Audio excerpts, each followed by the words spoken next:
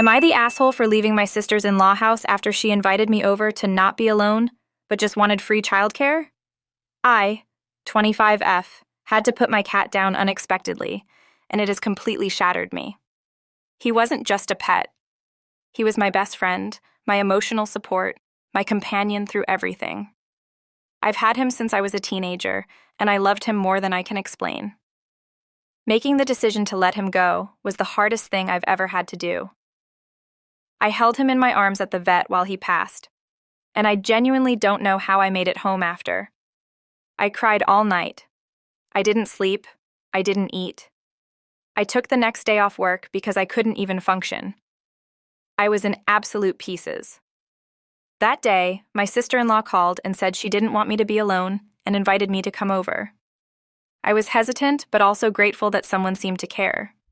I thought I'd be able to just sit quietly, cry a little, maybe talk about him if I needed to, basically just exist around someone so I wasn't drowning by myself.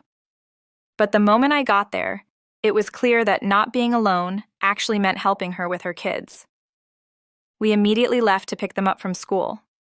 Her son didn't want to get off the jungle gym, and when I just stood there, SIL got annoyed that I wasn't physically removing him, even though I could barely stand upright without crying.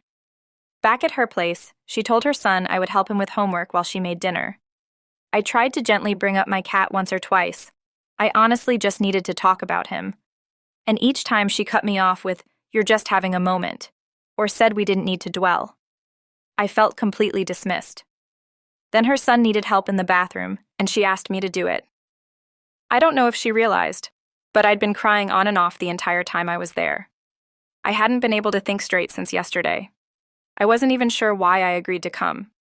And now I was being asked to play babysitter, while grieving the most traumatic loss I've ever experienced. At that point, I just stood up and left. I didn't say much. I didn't trust myself not to sob or scream. I just got in my car and went home. Later, she texted me saying I upset her kids by storming out, and that she was trying to help me take my mind off things. But I don't think she ever actually saw how much pain I was in.